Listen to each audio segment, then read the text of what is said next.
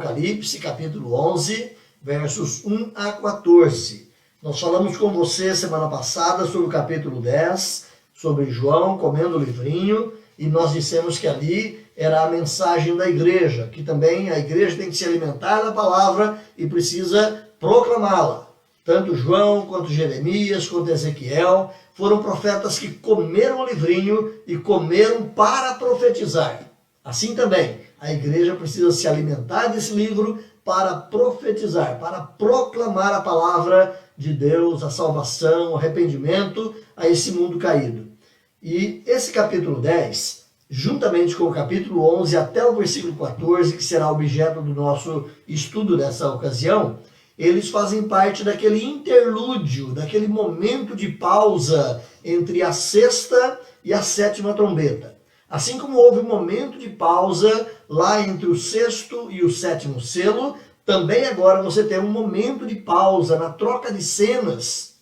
Lembra que Apocalipse é uma grande peça teatral? E na troca de cenas entre o sexto ato e a cena seguinte, então você tem aí esse interlúdio onde coisas acontecem, ok? Então nós vamos ler, fique comigo, vá anotando, você pode fazer perguntas se achar que deve aí na área de comentários. Não prometo que responderemos todas elas, mas na medida do possível vamos conversando também, ajudando você a compreender melhor a palavra de Deus, naquilo que estiver ao nosso parco e pequeno alcance. Vamos lá? Apocalipse 11. Foi-me dado um caniço semelhante a uma vara, e também me foi dito: dispõe-te e mede o santuário de Deus, o seu altar e os que nele adoram, os que naquele adoram. Mas deixa de parte o ato exterior do santuário e não o meças, porque foi ele dado aos gentios. Estes, por 42 meses, calcarão aos pés a cidade santa. Darei as minhas duas testemunhas que profetizem por 1260 dias, vestidas de pano de saco. São estas as duas oliveiras e os dois candeeiros que se acham em pé diante do Senhor da terra. Se alguém pretende causar-lhes dano, sai fogo da sua boca e devoram os inimigos. Sim, se alguém pretender causar-lhes dano, certamente deve morrer. Elas têm autoridade para fechar o céu, para que não chova durante os dias em que profetizarem. Têm autoridade sobre as águas para convertê-las em sangue, bem como para ferir a terra com toda sorte de flagelos, tantas vezes quantas quiserem. Quando tiverem então concluído o testemunho que devem dar, a besta que surge do abismo pelejará contra elas e as vencerá e matará, e o seu cadáver ficará estirado na praça da grande cidade, que espiritualmente se chama Sodoma e Egito, onde também o seu Senhor foi crucificado. Então muitos dentre os povos, tribos, línguas e nações contemplam os cadáveres das duas testemunhas por 3 dias e meio e não permitem que esses cadáveres sejam sepultados. Os que habitam sobre a terra se alegram por causa deles, realizarão festas e enviarão presentes uns aos outros. Portanto, esses dois profetas atormentaram os que moram sobre a terra. Mas depois dos 3 dias e meio, um espírito de vida vindo da parte de Deus neles penetrou, e eles se ergueram sobre os pés, e aqueles que os viram sobreveio grande medo. E as duas testemunhas ouviram grande voz vinda do céu, dizendo: subi para aqui. E subiram ao céu numa nuvem, e os seus inimigos as contemplaram. Naquela hora houve grande terremoto, e ruiu a 10ª parte da cidade, e morreram nesse terremoto 7.000 pessoas, ao passo que as outras ficaram sobremodo aterrorizadas e deram glória ao Deus do céu. Passou o segundo ai, eis que sem demora vem o terceiro ai.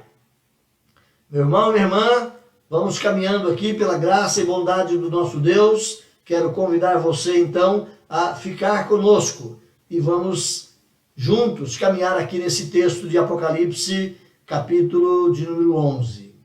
Só um minutinho aqui, preciso me encontrar aqui de novo.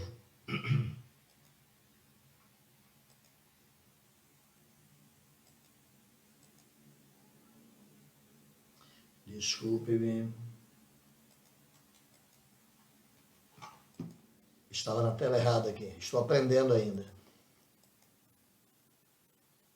Ok, meus irmãos, vamos lá, caminhando comigo. Eu coloco aqui introdutoriamente que Apocalipse 11 faz parte daquele interlúdio, então, na troca das cenas entre a sexta e a sétima trombeta. Como nós explicamos, entre o sexto e o sétimo selo, houve um interlúdio onde se declarou ali os 144 mil, e nós falamos sobre aquele simbolismo. Os 144 mil representam não os judeus, como querem os dispensacionalistas, mas os 144 mil representam a totalidade dos salvos, a totalidade do povo de Deus que herdará a vida eterna.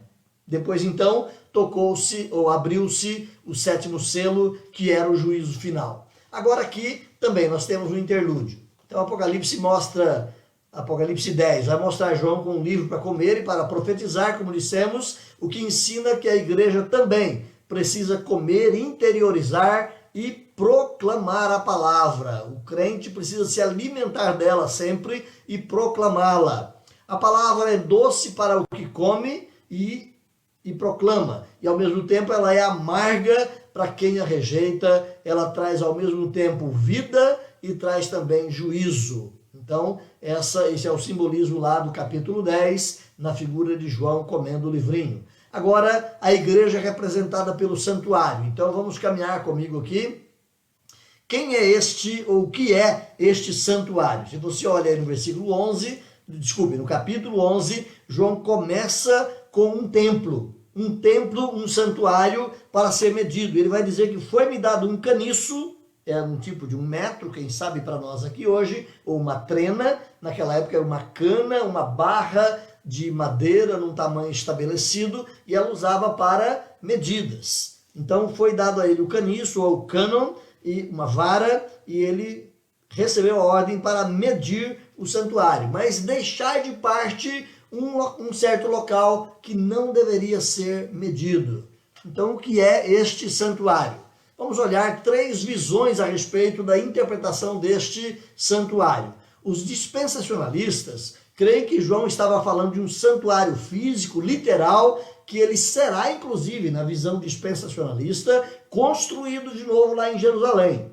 Existe esta interpretação e há muitos cristãos, irmãos nossos, que defendem essa ideia, que vai se construir de novo um templo lá em Jerusalém, e esse templo terá toda uma abordagem dentro dos padrões já estabelecidos pela Escritura, e voltar-se-á, naquele período, então, as oferendas dos carneiros, dos bodes, dos pães, todo o ofertório do culto judaico, porque esse templo será para o povo de Israel voltar-se para o Senhor Jesus Cristo. Então essa é a visão dos dispensacionalistas. Você tem um segundo grupo aí, os pré-milenistas. Eles creem que este capítulo esteja falando da salvação de judeus, apenas salvação de judeus e não da igreja. Então, de novo, eles têm essa leve colocação que esse templo, ou esse santuário, diz respeito aos judeus que se converterão. Então, lembrando que os dispensacionalistas, na verdade, eles são um braço ou uma extensão do pré-milenismo, deturpado, modificado, mas não deixa de ser uma corruptela do próprio pré-milenismo. Nós, presbiterianos, reformados, nós não somos dispensacionalistas e nós também não somos pré-milenistas. Nós somos amilenistas. E, como amilenistas, cremos que simboliza a igreja.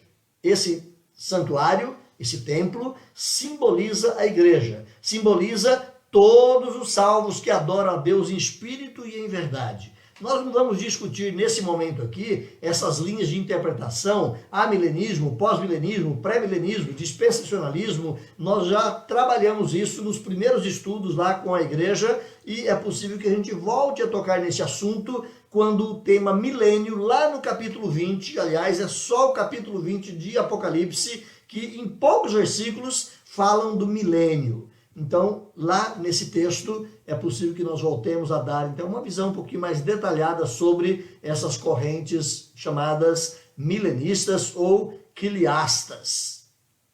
O simbolismo, o que simbolismo traz essa medição do santuário? Então, lembre, para nós, cremos que o santuário é a igreja. Essa medição, então, significa apartar o povo de Deus do povo profano para estar completamente seguro e protegido de todo dano. Medir significa estabelecer o seu limite, conhecer a inteireza para que se possa proteger e guardar. Então, o templo é medido significa que o povo de Deus é conhecido, que o povo de Deus é separado do povo profano ou do povo ímpio. Apocalipse 21:15, você pode correr lá comigo um pouquinho, lá no finalzinho, Apocalipse capítulo de número 1, versículo 20, capítulo 21, volta lá comigo, Apocalipse capítulo 21, versículo 15, João diz assim: aquele que falava comigo tinha por medida uma vara de ouro para medir a cidade, as suas portas e a sua muralha. Se você for também interpretar Apocalipse 21, você vai entender que a cidade é a igreja.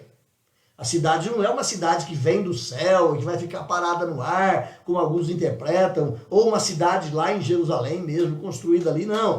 A cidade é a igreja. E medir a cidade significa estabelecer a sua segurança, conhecê-la completamente. Vamos lá, outra referência que nos ajuda. Ezequiel, capítulo 40, você vai ter também lá nas visões de Ezequiel, em vários pontos, mas quero tomar aqui apenas o capítulo 40, e lá em Ezequiel, capítulo 40, você tem a expressão também que o templo deveria ser medido. Vamos lá, Ezequiel 40, versículo 5, diz assim: viu um muro exterior que rodeava toda a casa, e na mão do homem uma cana de medir de 6 côvados. Se você considerar que cada côvado tem 50 centímetros, essa vara tinha 3 metros, e ele mediria, então, este muro com esta vara. E diz aí que ele mediu a largura do edifício, uma cana, e a altura, uma cana. Então, ele está tratando aqui também de medidas. No simbolismo apocalíptico, mais uma vez, a medida significa conhecer para guardar e proteger. Vai um pouquinho mais à frente aí o capítulo 42 de Ezequiel. Você pode correr aí 2 páginas para frente. Capítulo 42 de Ezequiel, versículo 20, diz assim: ele mediu pelos 4 lados, havia um muro em redor de 500 canas de comprimento e 500 de largura para fazer separação entre o santo e o profano. Olha só, para que ele mediu? Para fazer separação entre o santo e o profano. Então esse é o simbolismo de medir. Conhecer, guardar, proteger, limitar para que não entre o pecado. Essa ideia que você tem nas medições, tanto em Ezequiel quanto em Apocalipse. Olha também o capítulo 22, voltando um pouquinho aí em Ezequiel, capítulo 22, versículo 6. Olha aí, capítulo 22, versículo 6, mais uma vez a expressão sobre medir. Diz aí, 22, 26. 22, 26. Os seus sacerdotes transgridem a minha lei e profanam as minhas coisas santas. Entre o santo e o profano não fazem diferença, nem discernem o imundo do limpo. Dos meus sábados escondem os olhos, assim eu sou profanado no meio deles. E você vai perceber que aqui era sobre a pecaminosidade de Jerusalém e o grito de Deus para que houvesse essa separação. Se você voltar mais um pouquinho à frente, ou caminhar um pouquinho mais à frente, o texto de Zacarias. Vai lá, penúltimo livro, lá no finalzinho do Velho Testamento, Zacarias, capítulo de número 2, versículo 1. Zacarias 2:1. Tornei a levantar os olhos e vi, e eis um homem que tinha na mão um cordel de medir. E ele disse: vai medir o quê? Vou medir Jerusalém. E daí por diante, a ideia também é essa da liberação, ou da proteção de Israel da pecaminosidade que a cercava, o que cercava Jerusalém, figura de todo o povo. Essa figura aqui, meus irmãos, é a mesma que aparece então dos 144 mil, percebe? Eles são marcados, eles são propriedade exclusiva, eles são selados, eles são medidos. Então essa é a ideia também proveniente lá de Apocalipse capítulo 7, versículo 4, quando fala que o povo de Deus é selado, o povo de Deus é marcado. Assim como a besta tem a sua marca na mão e na testa, também o povo de Deus tem a sua marca na mão e na testa. Vamos conversar sobre a marca da besta num outro momento, mas fica aí a dica. Então, outra vez, essa é a mesma figura dos homens que receberam o selo de Deus. Você vai encontrar também, nós já passamos por esse texto, lá no capítulo de número 9, volta lá para Apocalipse, Apocalipse capítulo 9, versículo 4. Você tem ali a expressão de que foi dito a um certo anjo da quinta trombeta, foi dito que os gafanhotos não deveriam causar dano à erva verde, nem a qualquer coisa verde, nem árvore alguma, mas tão somente aos homens que não têm o selo de Deus. Os que têm o selo de Deus estão protegidos. Os que têm o selo de Deus estão medidos, numerados, marcados, eles estão em segurança. Então, medir o santuário significa também guardar em segurança. Essa é a ideia, e é guardar em segurança o povo de Deus, já que dissemos que o santuário é a igreja, o santuário é o povo de Deus. Vamos caminhando aqui.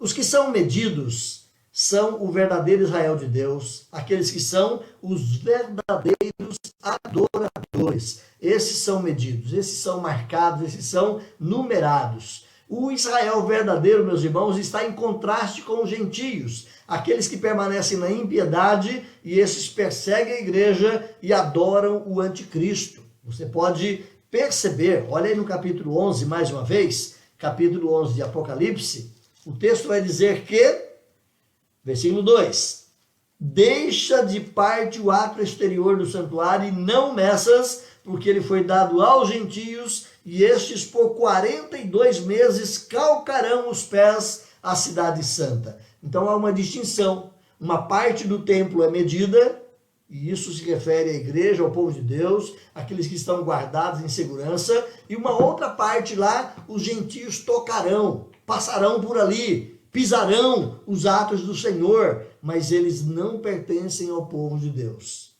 Já dá para estabelecer um contraste aqui entre o verdadeiro povo de Deus adorando, servindo, espírito em verdade, e no meio desse mesmo povo de Deus estarem pessoas que não são povo de Deus. Ou seja, no meio da igreja você tem, como disse Jesus, trigo e joio. No meio da igreja você tem o verdadeiro Israel e você tem gentios que estão pisando os atos de Deus, mas não pertencem ao povo de Deus. Então fica uma parte sem ser medida. Essa é a figura. Então essa proteção, meus irmãos, elas não se estende a todos, como já dissemos, mas se estende apenas a todos que são verdadeiramente Israel de Deus. Nem todos os que dizem que são cristãos são de fato cristãos. Nem todos os que dizem Senhor, Senhor, você já conhece o resto do texto lá de Jesus, capítulo 7, 22 de Mateus. Nem todo que me diz Senhor, Senhor, entrará no reino dos céus. Mas aqui o texto diz que uma parte é medida, uma parte não é medida. Ou seja, uma parte é povo de Deus e uma parte permanece sem ser medida, permanece fora do controle ou da guarda e da proteção de Deus. Ok? Vamos caminhando aí.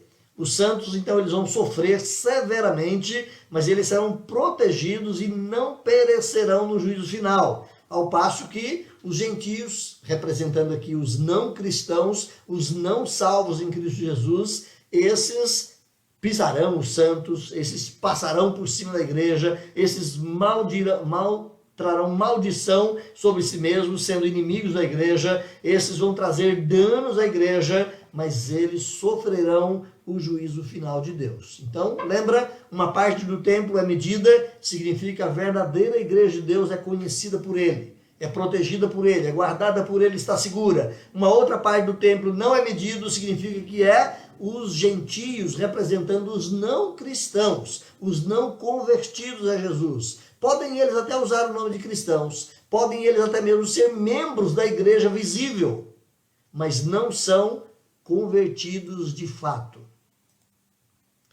Cristãos que amam o mundo estarão sem proteção, ou seja, aqueles que se dizem cristãos, mas não são verdadeiramente cristãos. Esses vão estar desprotegidos, não foram medidos. Deus conhece os seus. A Bíblia vai dizer isso em muitos lugares. Deus conhece quem pertence de fato ao seu povo, porque eles têm a marca de Deus. Caminhando mais. O que simboliza 42 meses? Se você olha no versículo 2 mais uma vez, diz que os gentios pisarão esses átrios de Deus por 42 meses. Eles calcarão os pés à cidade santa. Então aqui na figura, tanto a cidade santa quanto o templo em si é a representação do povo de Deus. O que são esses 42 meses que se diz aí? Vamos lá. Esse período não é um período literal. Aliás, nem tudo em Apocalipse é literal. A grande maioria do que se diz em Apocalipse são verdades simbolizadas através de figuras. Então, esses 42 meses não é um número literal, mas envolve um período de perseguição do mundo sobre a igreja. Um tempo que a igreja será perseguida. E isso vai desde a primeira até a segunda vinda de Cristo. A igreja tem sido perseguida desde lá do seu nascedouro, a partir da morte e ressurreição de Jesus, quando a igreja começa a mostrar a cara para o mundo, já começa a haver perseguição. João, Pedro são presos, depois os apóstolos todos são também tratados de mau gosto, depois você tem a morte de Estevão, perseguições e mais perseguições, entra Paulo na história, mais perseguições. A igreja é uma igreja perseguida pelo mundo, sempre será uma igreja perseguida, mesmo que não todos ao mesmo tempo, mas todos quantos quiserem viver piedosamente em Cristo Jesus, em alguma medida terão perseguições. O período de 42 meses ou 1260 dias que você tem no versículo 3, pode olhar aí rapidamente, o versículo 3 fala em 1260 dias. Se você for multiplicar os meses, cada mês tem, para cálculo, 30 dias. Um tem 31, outro tem 28, como é o caso de fevereiro, mas para título de cálculo, o mês tem 30 dias. 30 dias vezes 42 são 1260 dias. Então aqui a referência é o mesmo período. Um período de 42 meses ou um período de 1260 dias não pode ser tido como literal, mas é uma figura de linguagem. Indica aqui então o tempo dos gentios, que teve início lá no ano 70, especialmente, um período de maior perseguição contra a igreja, quando Jerusalém foi destruída. Essa é uma figura que está ali presente para a gente conhecer. Então esse é o simbolismo. Se você vai lá para Lucas capítulo 21, olha lá comigo, Lucas capítulo 21, versículo 24. Rapidamente olhando lá, eu sei que eu estou meio na metralhadora aqui com você, rápido, mas é porque o tempo de fato é curto para tantas informações que esses 14 versículos têm para a gente. Então olha lá, Lucas capítulo 21, versículo 24 diz assim: cairão ao fio da espada e serão levados cativos para todas as nações, até que os tempos dos gentios se completem. Jerusalém será pisada por eles. Irmãos, temos que lembrar que Jesus, na sua pregação escatológica, ele usa também de figuras. Jerusalém aqui estava sendo uma figura literal de Jerusalém, a capital do judaísmo, ou já estava sendo aqui uma reportagem à igreja, ao povo de Deus. Se você caminhar nas figuras um pouquinho mais à frente, você vai encontrar Paulo falando aos Gálatas que Jerusalém é uma figura do povo de Deus. Gálatas capítulo 4. Então, na pregação escatológica ou no ensino escatológico, Jerusalém é uma figura da igreja. A igreja será pisada pelos gentios até que se complete o tempo. Qual é o tempo? 42 meses ou 1260 dias. De novo, não é um período literal, não é um tempo literal, mas é um tempo figurado, um tempo que os gentios perseguirão, gentios aqui no sentido de serem não convertidos a Cristo, perseguirão a igreja. Essa é a figura que você tem aqui então no capítulo 11 de Apocalipse, especialmente versículo 2, quando fala que os gentios pisarão a cidade santa, pisarão a Jerusalém, a igreja do Senhor, durante 42 meses. Outra questão aí que você tem que guardar é que no livro de Apocalipse, esse tempo representa algumas questões. Primeiro, representa o tempo em que a cidade santa é oprimida. De novo, cidade santa é Jerusalém. Não a física, mas a espiritual. Não a capital do judaísmo, mas a igreja do Senhor Jesus. Paulo é o campeão do ensino nessa questão, quando ele vai mostrar para nós que, tanto no livro de Gálatas, quanto também na carta aos Romanos, ele vai mostrar que verdadeiro Israel não é o Israel nacional, mas verdadeiro Israel é aquele povo que está na promessa em Cristo Jesus. Então, o tempo em que a cidade santa é oprimida. Versículo 2, você já teve isso aí. Os gentios ou os não convertidos pisarão a cidade santa por 42 meses. Esse tempo também significa o tempo em que as duas testemunhas são mártires. Vamos conversar sobre as duas testemunhas em minutos. Mas é o tempo em que as duas testemunhas são mártires. Olha o versículo 3. As minhas duas testemunhas profetizarão por 1260 dias, vestidas de pano de saco. De novo, 1260 dias é igual a 42 meses. Então, 42 meses é o tempo em que as testemunhas profetizarão. Aí no versículo 3 de Apocalipse 11, você tem essa informação. Outra questão é o tempo em que a mulher celestial, a igreja, ela será preservada no deserto. Ainda não vimos essa mulher, mas está logo aqui à frente no capítulo 12. Você pode olhar lá para conferir rapidamente. Capítulo 12, versículo 6 e versículo 14. Versículo 6 diz que a mulher, porém, fugiu para o deserto, onde lhe havia Deus preparado lugar para que nele a sustentem durante 1260 dias. Olha aí. Quem é essa mulher?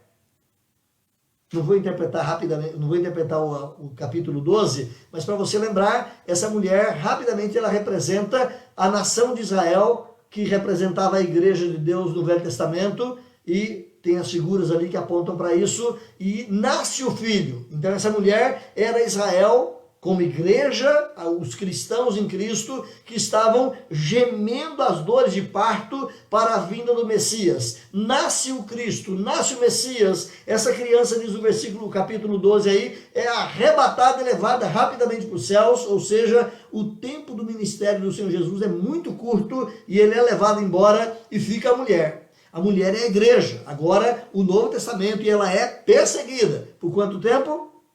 42 meses. 1260 dias. Então esse número também é uma figura da igreja representada naquela mulher. Também é o tempo permitido à besta para exercer a sua autoridade. Ou seja, quem persegue a igreja? Não é a besta? Sim. Então é o tempo dado à besta para que ela exerça a sua autoridade. Se você correr aí à frente, capítulo 13, versículo 5, diz que foi-lhe dada, para essa besta, foi-lhe dada uma boca que proferia arrogâncias e blasfêmias, e autoridade ela tinha para agir 42 meses. Olha só, de novo, 42 meses, mostrando a igreja perseguida. É o tempo em que a besta tem para perseguir a igreja, o povo de Deus. De novo, esses 42 meses, ou 1260 dias, é a figura do tempo que está desde a primeira vinda até a segunda vinda. A igreja sofrerá oposição do diabo, perseguição até a segunda vinda de Cristo. Michael Wilcock é um comentarista bíblico e ele vai dizer o seguinte: esses números são um símbolo do período durante o qual as nações, os incrédulos, parecerão dominar o mundo, no qual o povo de Deus manterá o seu testemunho. Não é assim mesmo que você olha para a história? Você vê a igreja sempre pisada aqui, maltratada ali, parece que o pecado vai dominando, parece que o mundo está dominando sobre a igreja e vai perdendo terreno, e parece que cada vez mais o mundo vai engolindo a igreja.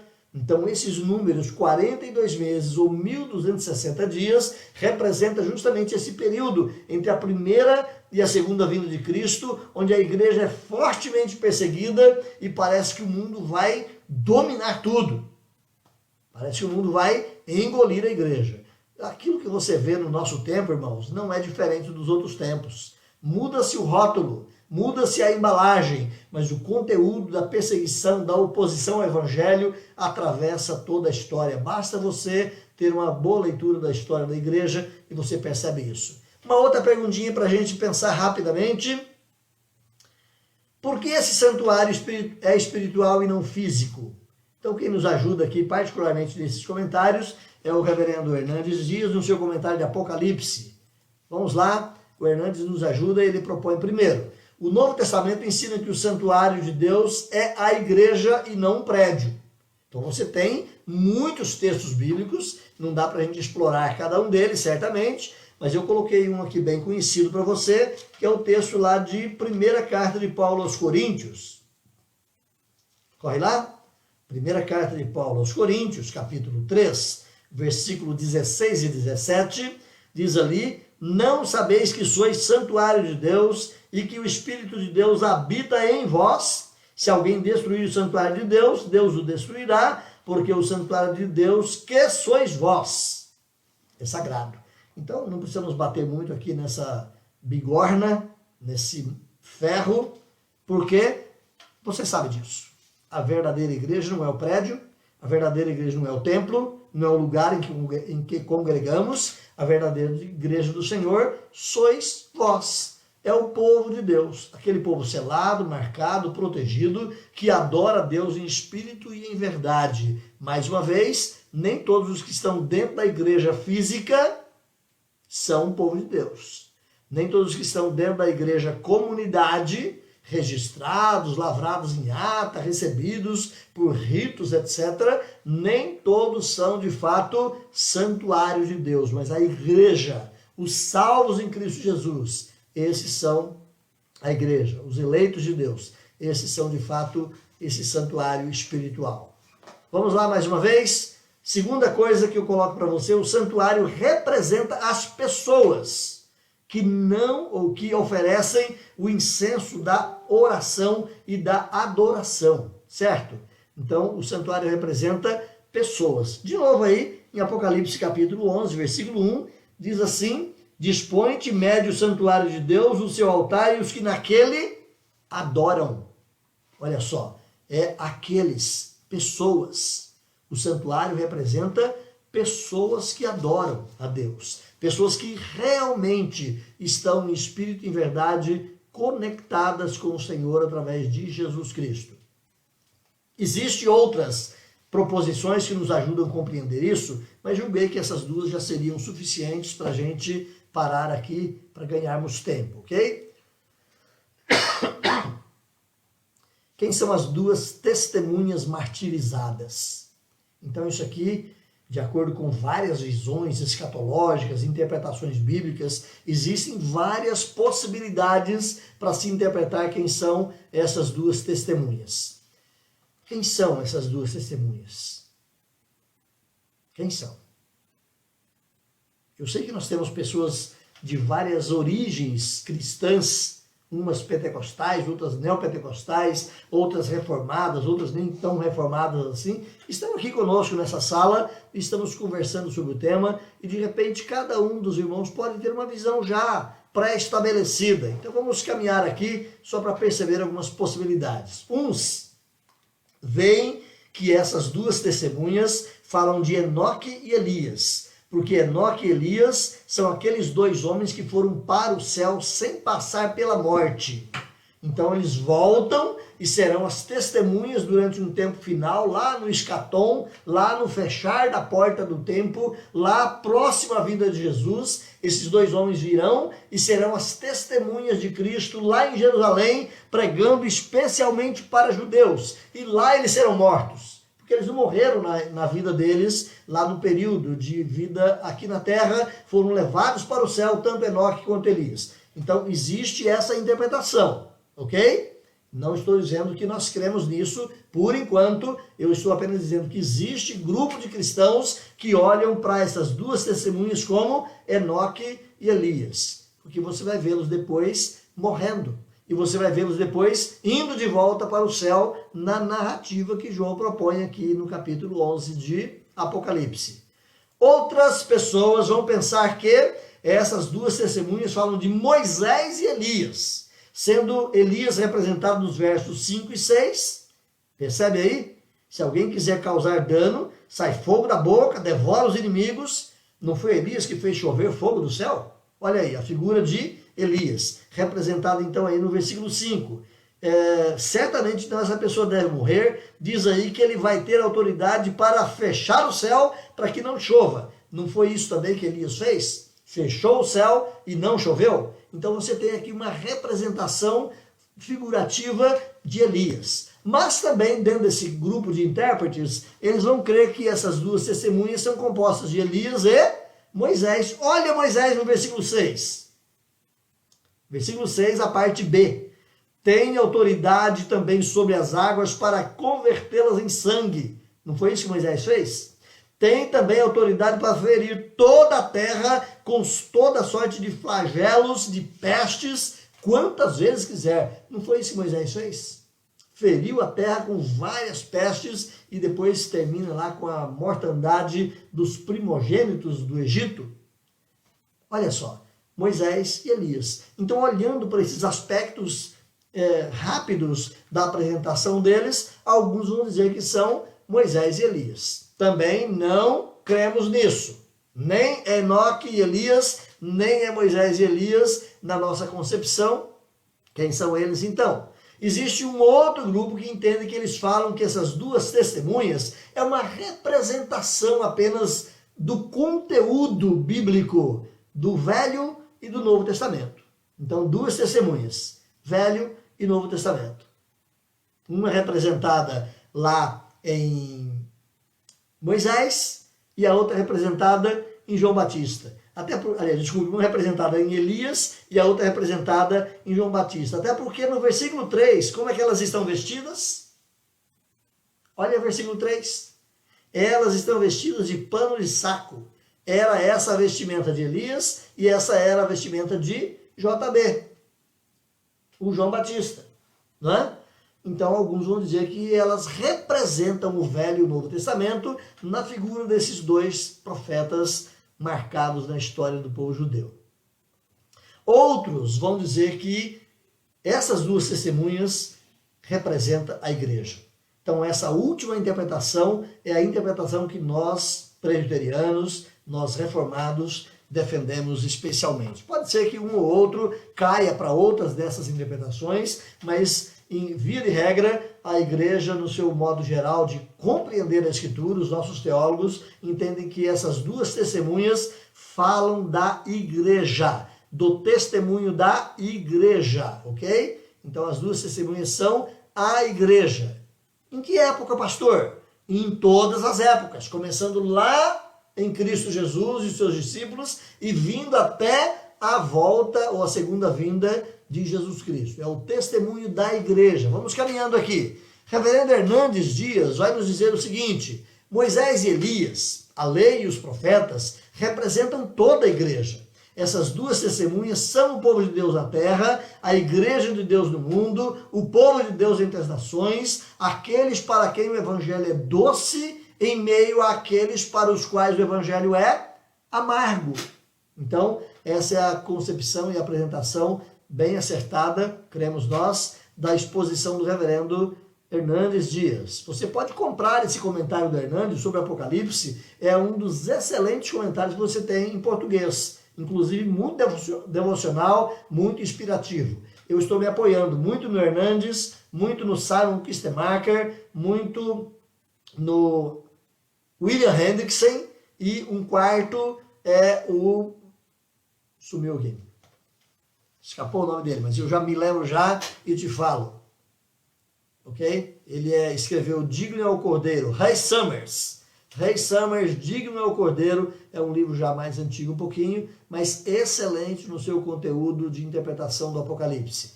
Então, as duas testemunhas representam a igreja. Uma questão só recebia validade pelo testemunho das duas pessoas. Você se lembra disso? Se tem uma questão para ser resolvida, tem que ter no mínimo duas testemunhas, senão não vale. Então, quando fala aqui duas testemunhas, está dizendo que o testemunho da igreja é válido. O testemunho da igreja é correto. O testemunho da igreja deve ser aceito, porque são duas testemunhas. Ou seja, representa esse sentido aí na Escritura.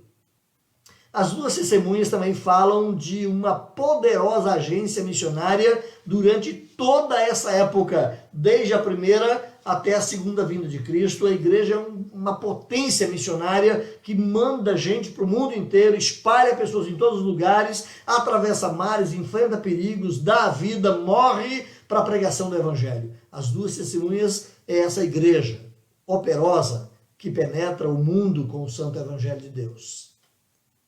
As duas testemunhas, meus irmãos, elas estão aí, como diz o versículo 3, vestidas de pano de saco. Elas estão vestidas de pano de saco, o que aponta para a função profética, assim como foi Elias, assim como foi João Batista, a profecia corajosa, incisiva, contundente, apontando e denunciando o pecado, como fizeram então Elias e João Batista, figuras de um profetismo extremamente forte, objetivado e bem intencionado à luz da revelação de Deus. O dever da igreja, portanto, é proclamar, é conclamar o mundo em toda parte para que eles se arrependam em Cristo Jesus. Esse foi o grito de João Batista, arrependei-vos. Então, a figura da igreja que proclama. Duas testemunhas é a figura dessa igreja proclamadora. Olha só essa referência, versículo 3 aí diz então que elas estão vestidas de pano de saco. Quando alguém tenta fazer mal a esses mensageiros, isso não quer dizer apenas o mal físico, mas fazer mal espiritual no sentido de silenciar a voz profética da igreja. Versículo 5 e 6, você tem essas expressões. Se alguém pretende causar dano, sai fogo da boca e mata essas pessoas. Eles são inimigos. A igreja tem essa mensagem que leva à salvação, mas tem essa mensagem também que leva à morte. É cheiro de vida para a vida e é cheiro de morte para a morte. Essa é a figura trazida aqui. A igreja tem o poder da morte. Lembra que Jesus disse? Aquele que você ligar no céu, eu dou a chancela, está ligado. Aquilo que você desligar, eu dou a chancela, está desligado. São figuras de linguagem que Jesus está dizendo que a igreja, não era Pedro ali, mas a igreja representada nos apóstolos tem essa autoridade. Se alguém estiver se opondo à verdade do evangelho, a mensagem para eles é a mensagem de morte. Não significa a morte imediata, não significa a morte física dada à pessoa, mas a mensagem de morte lançada. Se alguém quiser lhe fazer mal, rejeitar a sua palavra, vai receber a sentença de morte. É o que você tem aí trazido. Olha o versículo 5, de novo, mais uma vez. Se alguém quiser fazer mal. E de novo no meio do versículo, sim, se alguém pretender causar dano, certamente deve morrer. Ou seja, os inimigos da igreja sofrerão a morte. Os inimigos do povo de Deus sofrerão a punição eterna. O versículo 6, ele traz aqui a figura de Elias e Moisés, que representam então todos os crentes fiéis. Moisés e Elias, dois profetas de tarimba, de alta fidelidade perante o Senhor. Então o versículo 6 trazem essas duas figuras e representam justamente os crentes fiéis. Tiago vê Elias como qualquer crente que ora com fé. Lembra que Tiago fala disso? Lá em Tiago, capítulo 5, versos 16, 17, 18, ele fala que muito pode, por sua eficácia, a oração de um justo. E Elias era um homem sujeito aos mesmos sentimentos que nós, mas ele orou com fé. E Tiago está incentivando a igreja ali a seguir esse modelo, a seguir essa mesma postura de Elias, um homem simples como eu e você, sujeito aos mesmos sentimentos, sofrimentos, medos e covardias, mas ainda assim orar com fé e clamar ao Senhor. Lá em Tiago 5,16 você tem então, eu vou pular a leitura, é um texto muito conhecido, você tem essa expressão lá de Tiago. Um crente que ora em plena confiança de que Deus ouve e responde a sua oração, de fato ele pode mover montanhas, diz o Senhor Jesus Cristo. É óbvio que isso também é um sentido figurado, né? Até hoje nós não vimos ninguém dando ordem para uma montanha literalmente física pular de um lugar e cair dentro do mar. Não é isso que Jesus disse. Ele disse figuradamente, se tiveres fé, do tamanho de um grão de mostarda, a fé de vocês é suficiente para mover montanhas. Ali todo mundo vai responder certamente que é a ideia figurativa e não literal. Você encontra essa expressão de Jesus lá em Mateus capítulo 17, verso 20. Também Mateus 21, 21. A mesma expressão de Jesus dizendo isso. Um crente que ora com fé, com plena confiança, ele sabe que Deus vai responder a sua oração. Ou seja, a igreja no decorrer da história clamando a Deus e orando com fé. Então a figura de Moisés mostra-o sendo usado por Deus para ferir os inimigos com todo tipo de pragas. Se você correr lá para Samuel, 1 Samuel 4, versículo 8, essa referência eu quero buscar com você, que certamente ela é menos conhecida um pouquinho, mas quero lê-la rapidamente com você. 1 Samuel, olha lá, 1 Samuel, capítulo de número 4, versículo 8. 1 Samuel, capítulo 4, versículo 8, diz assim: ai de nós! Quem estava dizendo isso? Quem estava dizendo isso eram os filisteus. Diziam, ai de nós! Ai de nós! Quem nos livrará das mãos desses grandiosos deuses? São os deuses que feriram os egípcios com toda sorte de pragas no deserto. Então aqui os filisteus não conheciam bem quem era Deus, quem sabe achavam que Deus era até mais que um, então são os deuses de Israel, mas reportando ao fato lá de Moisés, ser o varão de Deus para punir com toda sorte de praga os inimigos de Deus, assim como você tem a expressão lá em Apocalipse capítulo 11, versículo de número 6. Então caminhamos aqui um pouquinho mais. Vamos procurar caminhar em Apocalipse 11.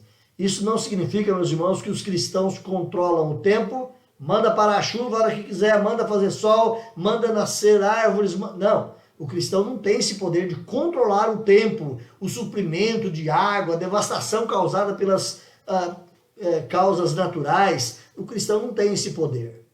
Mas Deus controla todas essas coisas e o seu povo, a igreja, possui junto a ele o poder magnífico da oração. É o crente que ora e que clama. Quem faz parar a chuva? É Deus. Quem faz chover? É Deus. Quem faz o sol parar lá na figura de Josué? É Deus. Quem faz acontecer as coisas da natureza? É Deus. Mas o crente ora.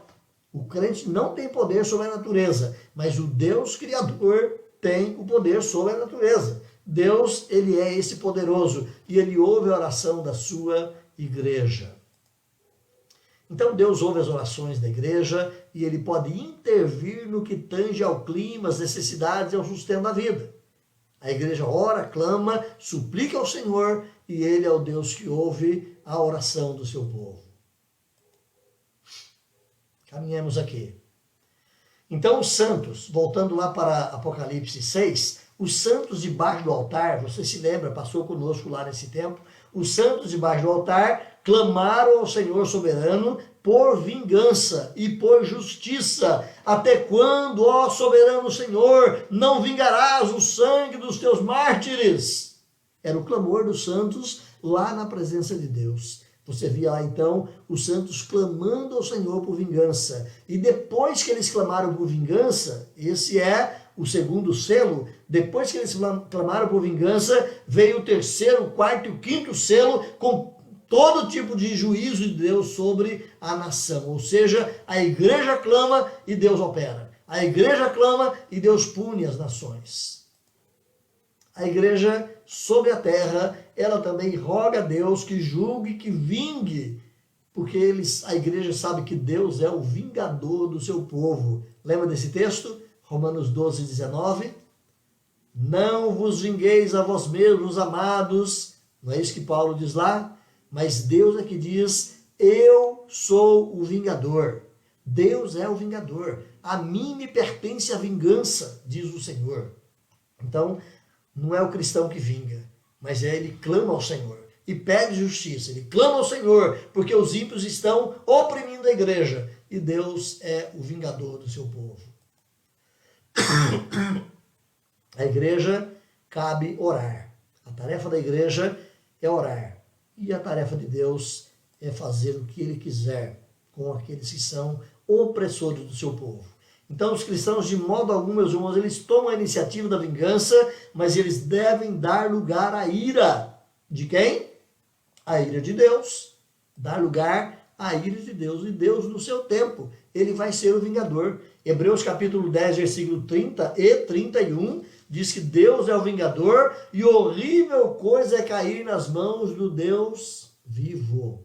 Então, essa é a ideia das duas testemunhas que têm poder para fazer coisas espantosas. Cair fogo do céu, toda sorte de peste, ou seja, é a igreja orando e Deus trabalhando na vingança sobre os seus inimigos.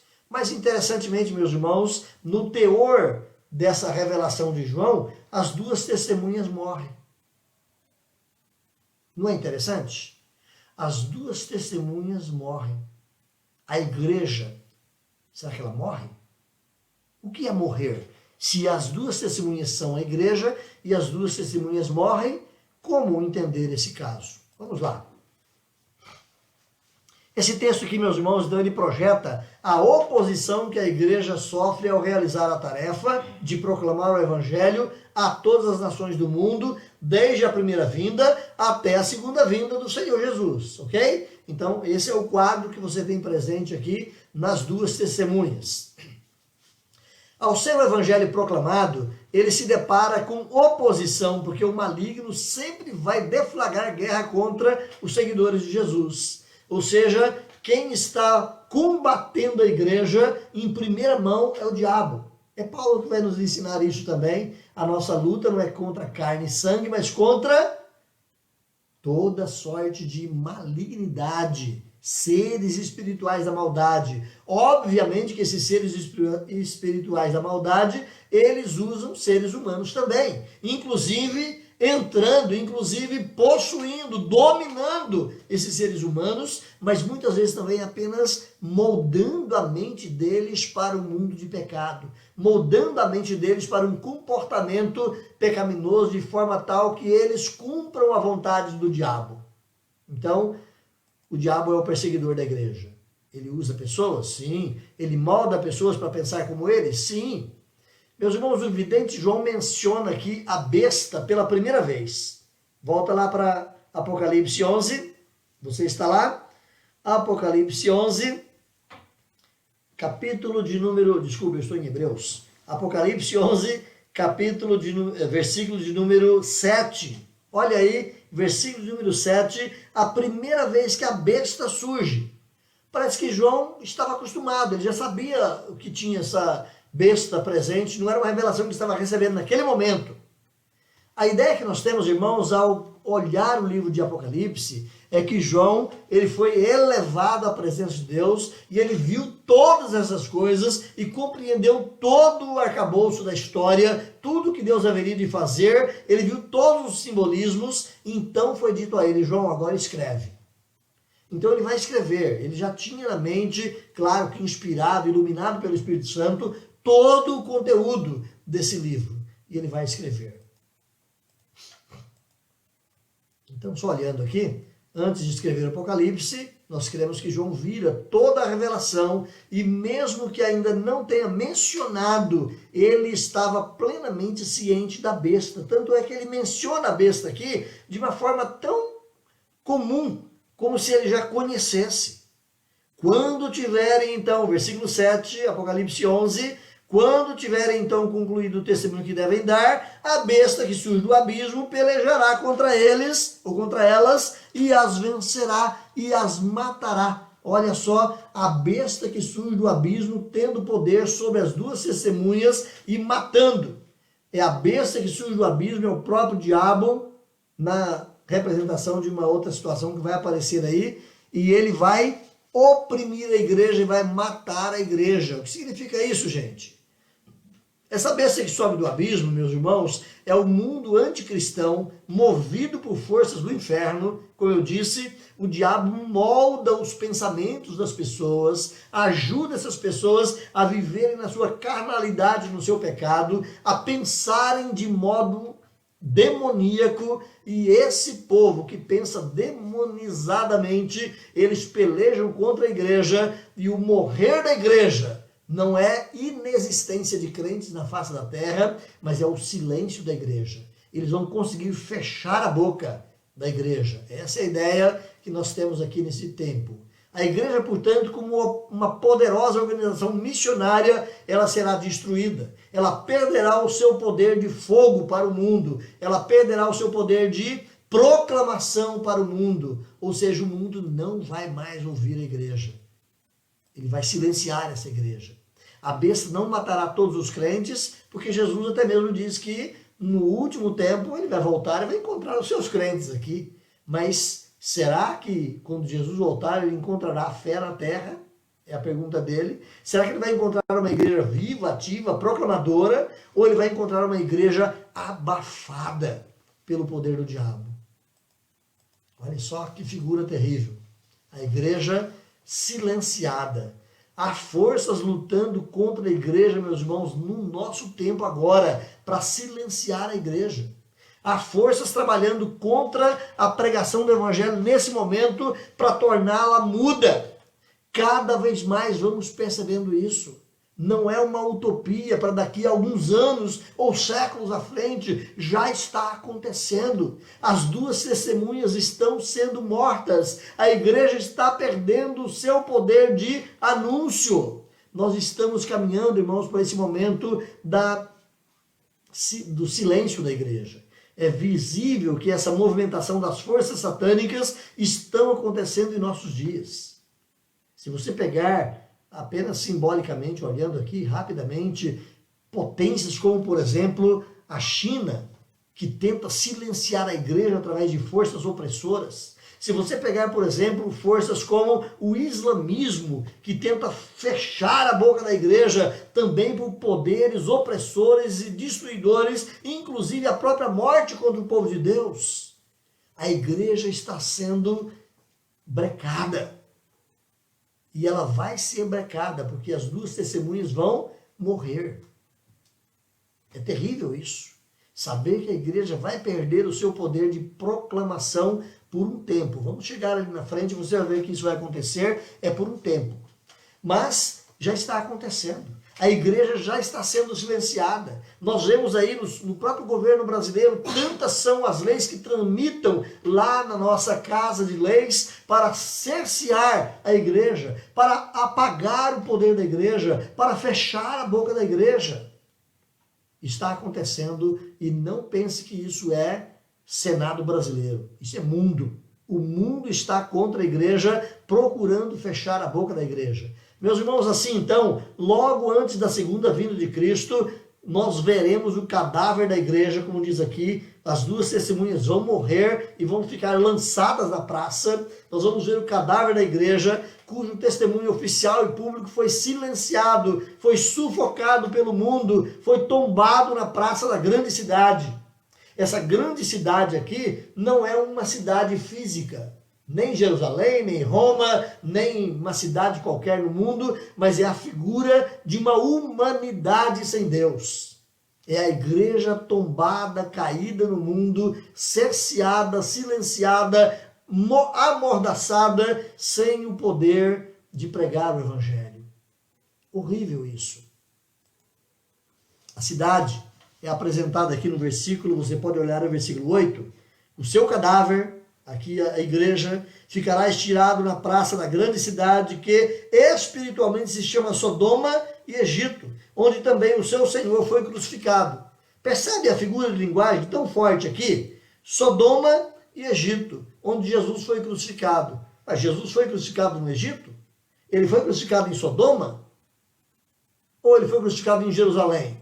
Então, na verdade, meus irmãos, tanto a Jerusalém terrena, essa é uma expressão que Paulo usa também lá em Gálatas 4, para dizer que a Jerusalém, desculpe-me, a Jerusalém terrena, ela é símbolo do pecado. Paulo fala isso lá em Gálatas, corre lá depois. Tarefinha de casa para você, estude Gálatas 4. A Jerusalém terrena é figura do pecado. A Jerusalém do alto, o povo de Deus, é figura da salvação. Então nós temos aqui essas duas figuras. A cidade é representada aqui então como Sodoma, o símbolo da imundícia, da pecaminosidade, e você vê isso lá na história de Sodoma, e Egito, que é o símbolo da oposição, da perseguição, da mortandade contra o povo de Deus. E isso reflete exatamente o tempo presente. O mundo é contra a igreja. O mundo oprime a igreja. O mundo persegue a igreja. O mundo quer que a igreja cale a boca. E vai chegar o momento que a igreja vai calar a boca. O mundo, em algum momento, vai ganhar essa batalha. É isso que o texto está dizendo. Simon Kistemaker é um dos comentaristas que eu tenho me apoiado. Quero fazer aqui uma digressão rápida. Eu tenho um amigo já bem idoso, velhinho, pastor já de longa data nesse Brasil afora aí, e ele dizia para nós o seguinte: olha, é preciso que vocês andem sempre nos ombros de gigantes.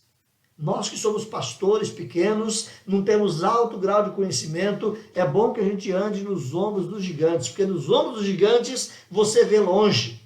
Simon Kistemaker é um gigante na exegese bíblica. William Hendrickson, um gigante na exegese bíblica. Augustus Nicodemos, um gigante. Hernandes Dias Lopes, outro gigante. Então eu tenho me apoiado aqui nos ombros e tenho andado aqui nos ombros de gigantes. E Simon Kistemaker, então, voltando, Simon Kistemaker diz assim: aqui está um quadro do maligno imitando a infinitude divina com respeito ao presente, passado e futuro. O anticristo era e não é, e está para subir do abismo. O anticristo está constantemente opondo-se a Cristo e a sua igreja a cada dia e a cada passo do caminho. Percebe que eu grifei para você aí nesse texto que você tem na tela? Era e não é e está para subir. É um contraponto à realidade de Deus, que ele é aquele que era, que é e que há de vir. O diabo sempre é um imitador de Deus. Ele sempre procura camuflar aquilo que Deus faz, tomando o lugar de Deus. Então, caminhando aqui com você, Paulo diz, meus irmãos, que o anticristo, o homem da iniquidade, ele não pode exercer o seu pleno poder de autoridade até que chegue o tempo, porque Deus detém esse indivíduo. Eu quero te dar um segredo que até hoje eu não falei aqui, mas se você percebe, eu coloco algumas partes do texto em negrito. E essas partes em negrito, elas resumem o pensamento aí desse quadrado. Você pode ler apenas o negrito, vai dizer assim: Paulo diz que o anticristo não pode exercer o seu pleno poder de autoridade, pois Deus agora o detém. Olha só, é exatamente isso que está lá na Bíblia. Corre lá se você quiser, pode fazer isso. 2 Tessalonicenses, volta aí as páginas, 2 Tessalonicenses capítulo 2, 2 Tessalonicenses capítulo de número 2, versículos 3 e 4, Paulo fala exatamente isso, meus irmãos. O anticristo, ele ainda não se mostrou plenamente, porque Deus está segurando esse indivíduo. Lá no finalzinho da história, ele vai conseguir esse feito de fechar a boca da igreja, de matar as duas testemunhas. Olha aí, versículo 3 e 4 de Tessalonicenses, segunda carta. Ninguém de modo nenhum vos engane, porque isto não acontecerá. Isto é a volta de Jesus. Jesus não vem hoje. Fique tranquilo. Por que não vem hoje? Porque isso não acontecerá, diz Paulo, antes que, ou sem que primeiro venha a apostasia. A apostasia está vindo aí. Uma onda de abandono, de blasfêmias contra Deus, está crescendo. Antes que venha a apostasia e seja revelado o homem da iniquidade, o filho da perdição. Ainda não apareceu esse cara na terra. Ele está pondo as unhas de fora. Em pouco tempo nós vamos saber quem é o anticristo. Mas enquanto ele não aparecer, Cristo não vem. Fique tranquilo. O qual se opõe, diz o versículo 4, e levanta contra tudo que se chama Deus ou é objeto de culto, a ponto de assentar-se no santuário de Deus, ostentando-se como se fosse o próprio Deus. Versículo 6 diz que Deus o detém, e ele vai ser, ou aquele que o detém, vai sair fora e vai deixar ele aparecer em cena. Então o anticristo é uma outra história, mas ele está presente aqui, é esse poder maligno. Se você for tanto no pensamento de Paulo, quanto no pensamento de João, pensamento de Pedro, pensamento de Judas, você vai perceber que o anticristo está presente no mundo desde o começo da história da igreja. Ele não apareceu. A pessoa, esse homem da iniquidade, ainda não apareceu, mas o espírito do anticristo já está presente. A filosofia, o pensamento, a oposição desse anticristo já está presente no mundo. O anticristo, meus irmãos, ele não é o diabo, não é Satanás em pessoa, mas ele é uma pessoa que vai aparecer na história e é intimamente ligado e enviado por Satanás, mas ele parece com um cordeiro, vai aparecer manso, bonito, gente boa, né? Mas ele vai depois girar a casaca, ele vai ter 10 chifres e ele fala como dragão. Então é a percepção que você tem na leitura de Apocalipse e outros textos proféticos, é que ele vai aparecer gente boa, unificando as nações, trazendo paz, prosperidade, bênção para todo mundo, um governo universal, todo mundo em paz. E se você é um cristão que anda antenado, essa conversa de um governo único não é conversa de crente. Isso anda circulando nas OMS da vida, nas ONUs da vida, nos G10 da vida, nos G20 da vida. Isso é uma ideia que circula, meus irmãos, entre os grandes líderes do mundo. Precisamos de um líder único. Estamos preparando o mundo para que ele tenha um governo central único. O mundo está indo para isso. Cumprimento bíblico, com certeza.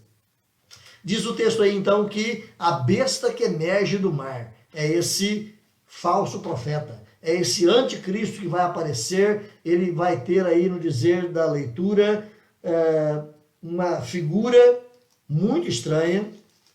Ele vai se parecer com um tigre que sai do mar, mas ele tem 10 cabeças com cara de leão. E ele tem chifres.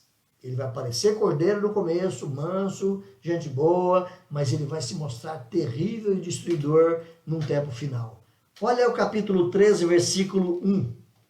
Vi emergir do mar uma besta que tinha 10 chifres e 7 cabeças. Ele tinha sobre os chifres 10 diademas e sobre as cabeças nomes de blasfêmia. A besta que eu vi, versículo 2, a besta que eu vi era semelhante a um leopardo com pés de urso e boca de leão. Ele tinha poder tremendo de destruição e uma boca aterradora. Não vamos tratar disso aqui agora, mas o anticristo é figurado assim.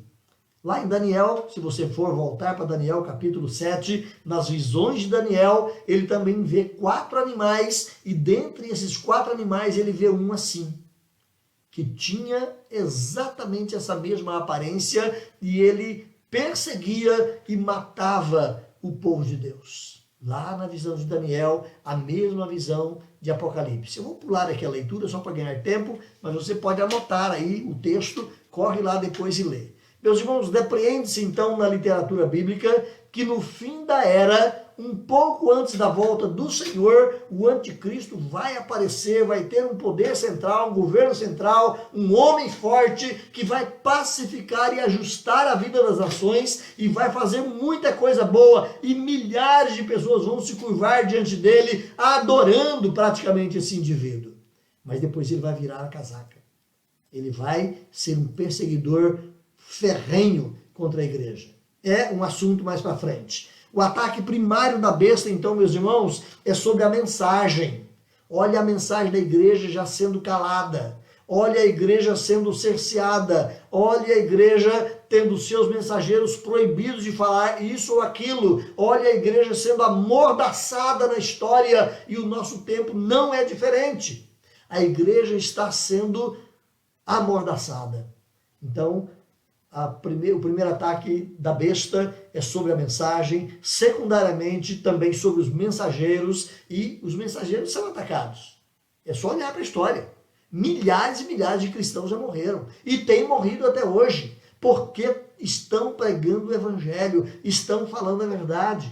Então ele mata os mensageiros para que a mensagem seja silenciada. Quando ele não consegue enganar, seduzir ou amordaçar a igreja, trazendo outras, entre aspas, verdades, trazendo outros conceitos para que a igreja perca a sua verdade. Quando ele não consegue fazer isso, ele parte para a oposição, para a perseguição e para a morte do povo de Deus. O mundo vê os cadáveres durante um período de 3 dias e meio. Olha só que interessante. 3 anos e meio, aqui 3 dias e meio. 42 meses são 3 anos e meio. 1.260 dias são 3 anos e meio. Aqui a figura é 3 dias e meio. Mas 3 dias e meio correspondem a essa mesma verdade. Durante metade do tempo, esse camarada vai ser gente boa. E na outra metade do tempo, ele vai perseguir a igreja e vai silenciar a igreja. Então esse período do silêncio da igreja, da morte da testemunha, é esse período aí que dura 3 dias e meio. Se você olhar lá em Apocalipse, o versículo 9, no capítulo 11, fala isso. Então, dentre muitos dentre os povos, tribos e línguas e nações, contemplaram os cadáveres das 2 testemunhas por 3 dias e meio e não permitiram que esses cadáveres fossem sepultados. Ou seja, é para ela permanecer aí, o cadáver na rua, para todo mundo ver. É para a igreja permanecer aí, silenciada, amordaçada, para eles verem que o mundo dominou sobre ela. É a humilhação da igreja, meus irmãos. Essa é a figura. Então o mundo vai ver durante um período, marcado aqui como 3 dias e meio. Esse período, meus irmãos, corresponde, então, como já dissemos, aos 3 anos e meio. Também parte lá da história do anticristo. Se você olhar para o capítulo 11, versículo 3, fala ali de 3 anos e meio, 1.260 dias ou 42 meses. Estamos chegando no final. O intervalo do triunfo do mundo, ele é momentâneo. Percebe? O tempo da igreja pregar o evangelho, anunciar às nações, era 3 anos e meio. 1.260 dias. Vestido de saco, 2 testemunhas, anunciando firmemente o evangelho. Mas depois ela é calada por 3 dias e meio. É só a ideia de que o tempo de cerceamento e silêncio da igreja será menor do que o tempo de pregação do evangelho. Nós já estamos tendo, pela graça e bondade de Deus, 2.000 anos que representam aí esse tempo, até agora, esse tempo dos 3 anos e meio. Mas haverá um tempo à frente que a igreja vai ficar muda, vai perder o seu poder de fogo, vai perder a sua mensagem, vai perder a sua palavra por 3 dias e meio. Denota aqui então um período pequeno, breve, comparado com o tempo bem longo durante o qual as testemunhas, ou seja, a própria igreja, proclama o evangelho no mundo. Diz o versículo, olha aí comigo, versículo de número 10, os que habitam sobre a terra se alegram. Quem são os que habitam sobre a terra? Aqui, meus irmãos, são o restante do mundo em oposição à igreja. Então, se a igreja são as 2 testemunhas, os outros que habitam nesse mundo são o mundo não convertido. São as pessoas que fazem o mundo não convertido, o mundo não eleito, o mundo contrário a Deus.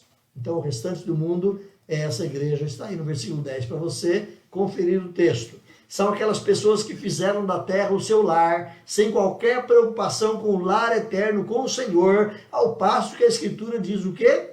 Não ameis o mundo.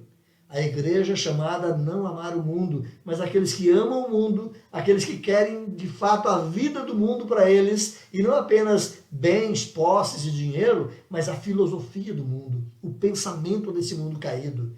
Esses são os que habitam sobre a terra. E esses que habitam sobre a terra estavam felizes porque as testemunhas morreram.